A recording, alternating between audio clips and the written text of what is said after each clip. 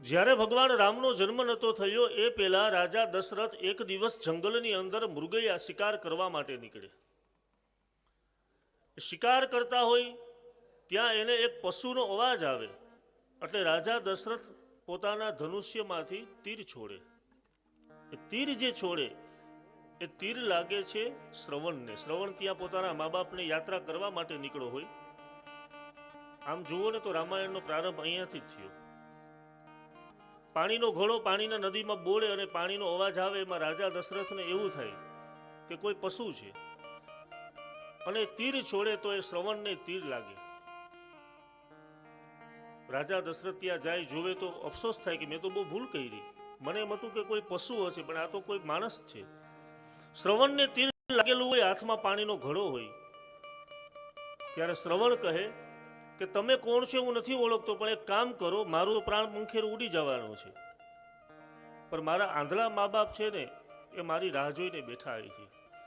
મેં એમને કીધું હતું કે તમારા માટે હું પાણી ભરતો આવું. માટે પાણીનો ઘડો લઈ દૂર એક ઝાડવાની નીચે મારા આંધળા મા બાપ બેઠા છે, તમે એને પાણી આપતા આવો. હવે હું અહીંયા પહોંચી શકું એમ નથી. રાજા દશરથે પાણીનો ઘડો લઈ શ્રવણના આંધળા મા બાપ હોય એમને ત્યાં પાણી દેવા જાય અને શ્રવણના પિતાજીના હાથમાં એ પાણીનો ઘડો આપે. ત્યાં શ્રવણના પિતાજી એવું બોલે કે તમે પાણીનો ઘડો જે પણ આપનાર છે બીજું કોઈ પણ હોઈ શકે, પણ મારો દીકરો શ્રવણ નથી. દશરથ રાજા વિચાર કરે અને બોલે કે તમે તો આંધળા છો, તમે તો જોઈ શકતા નથી. જોઈ નથી શકતા તો તમને કેમ ખબર પડી કે આ મારો દીકરો નથી? મેં તો તમારા હાથમાં ઘડો આપ્યો, હું તો કંઈ બોલ્યો પણ નથી.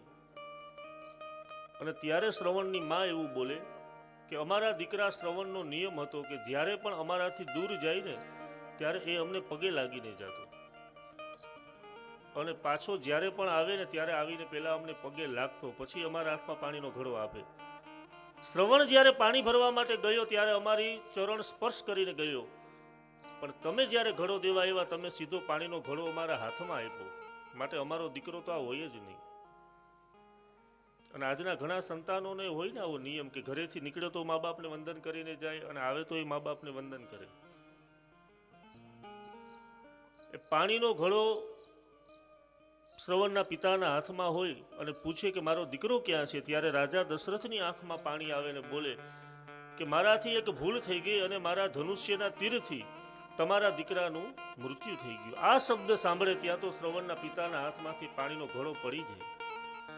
આંખમાં દળદળ આંસુડા વહેવા લાગે અને શ્રાપ આપે રાજા દશરથને કે આજે અમારો દીકરો તારાથી મૃત્યુ પામ્યો છે. દીકરાના વિયોગમાં આજે અમે આંધળા મા બાપ રડીએ છીએ. અમે તને શ્રાપ આપીએ કે એક દિવસ દીકરાના વિયોગમાં તારું પણ મૃત્યુ થશે. શ્રાપ આપ્યો અને રાજા દશરથ પોતાના મહેલમાં અયોધ્યામાં આવ્યા. પોતાની રાણીને વાત કરી કૌશલ્યાજીને કે આજે મારાથી આ ભૂલ થઈ ગઈ અને મને આવો શ્રાપ મળ્યો. કૌશલ્યાજીએ કીધું શ્રાપ તો કહેવાય આને, પણ આ શ્રાપ નથી, આ વરદાન છે. કેમ કે આપણે તો કોઈ સંતાન છે જ નહીં. સંતાન માટે તો આપણે ઝંખના કરીએ. શ્રવણના માતા પિતાએ શ્રાપ આપ્યો કે દીકરાના વિયોગમાં મૃત્યુ થાય. એનો અર્થ એ થયો કે આપણી ઘરે ભગવાન દીકરો તો આપશે જ. જીવનમાં ઘણીવાર આપણા વડીલો આપણે કટુ વચન બોલતા હોય, કઠોર વચન બોલતા હોય ને એ આપણે અઘરા લાગતા હોય, આપણે શ્રાપ લાગતો હોય, પણ શ્રાપ ઘણીવાર વરદાન હોય. રાજા પરીક્ષિતને પણ આવો શ્રાપ મળ્યો કે 7 દિવસમાં તક્ષકના દંશથી તારું મૃત્યુ થાય. આ રાજા પરીક્ષિત માટે આ શ્રાપ કહેવાય કે વરદાન કહેવાય? શ્રાપ મળ્યો તો રાજા પરીક્ષિતે બધું છોડ્યું, મહેલ વૈરાગ્ય લગાડ્યું અને વૈરાગ્ય લગાડી ગંગાના કિનારે આજે રાજા પરીક્ષિત ભગવાનની કથા સાંભળ્યા. આ સાંભળ્યા એટલા માટે કેમ કે રાજા પરીક્ષિતને શ્રાપ લાગ્યો હતો.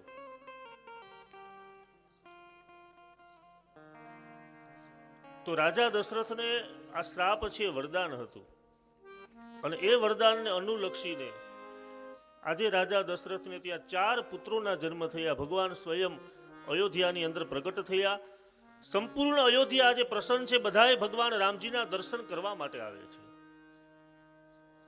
પરમાત્માની મૂર્તિના, પરમાત્માના દર્શન કરવાને મંદિરમાં જઈ અને દર્શન કરવાની પણ એક રીત બતાવી આપણા શાસ્ત્રોમાં. આપણે બધા મંદિરે જઈએ તો મંદિરે સૌની પહેલા આપણે કઈ વસ્તુના દર્શન કરવા જોઈએ? કોઈને પણ પૂછો, તમે મંદિરે જાઓ તો સૌની પહેલા તમે કોના દર્શન કરો? માની લ્યો અહીંથી દ્વારકા જઈએ આપણે તો આપણે સીધા ભગવાનની મૂર્તિના દર્શન કરીએ અને પૂછીએ કે દર્શન કેવા હતા, તો આપણે બોલીએ કે ભગવાને બહુ સારા વાઘા પહેર્યા હતા, શૃંગાર બહુ સારો કર્યો હતો. આ શૃંગારના દર્શન આપણે કરીએ.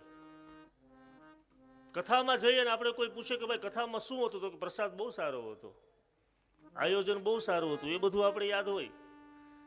બીજા દિવસે કથામાં શું હતું એ આપણે બધી ખબર હોય, પણ કથામાં શું શીખાય એ આપણે યાદ નથી રહેતું. શાસ્ત્રો કહે કે મંદિરમાં તમે જ્યારે દર્શન કરવા માટે જાઓ તો સૌની પહેલા તમને મંદિરની ધજાના દર્શન કરવાનું બતાવ્યું, અને ધજાના દર્શન પહેલા થવાના છે. દ્વારકા જતા હોય તો ભગવાનની મૂર્તિ તો બહુ મોડી દેખાય, આપણે પહેલા મંદિરની આપણે ધજા દેખાય. ધ્વજાનો નિયમ છે કે જો મંદિરમાં અંદર જવું હોય તો આપણે ધ્વજાની પૂંછડી જેવું મન રાખીને મંદિરમાં ન જવાય. એટલે ધજાના દર્શન પહેલા બતાવ્યા.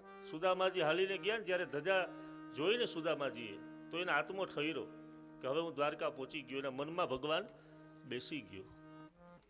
એમ અયોધ્યાની અંદર અયોધ્યાના લોકો રામ લાલાના જ્યારે દર્શન કરવા આવતા તો ભગવાન રામને જોઈ એના મનની અંદર શાંતિ મળતી. કેમ કે રામથી મોટું જગતમાં બીજું કંઈ નામ નથી સાહેબ. તમારું દુનિયામાં ગમે એટલું નામ તમારું મોટું હોય, કોઈ પણ મોટા નામનો માણસ જ્યારે મૃત્યુ પામે અને માણસની આપણે સ્મશાન યાત્રા કાઢીએ તો ભલે ને માણસનું ગમે એટલું નામ મોટું હોય પણ છેલ્લે આપણે બોલીએ રામ બોલો ભાઈ રામ.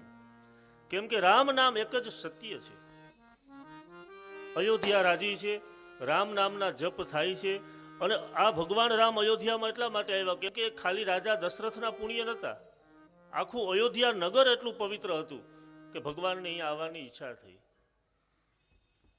અયોધ્યા કોને કહેવાય? જ્યાં યુદ્ધ ન થતું, અયોધ્યા. જ્યાં યુદ્ધ ન થાય ને ત્યાં ભગવાન આવે.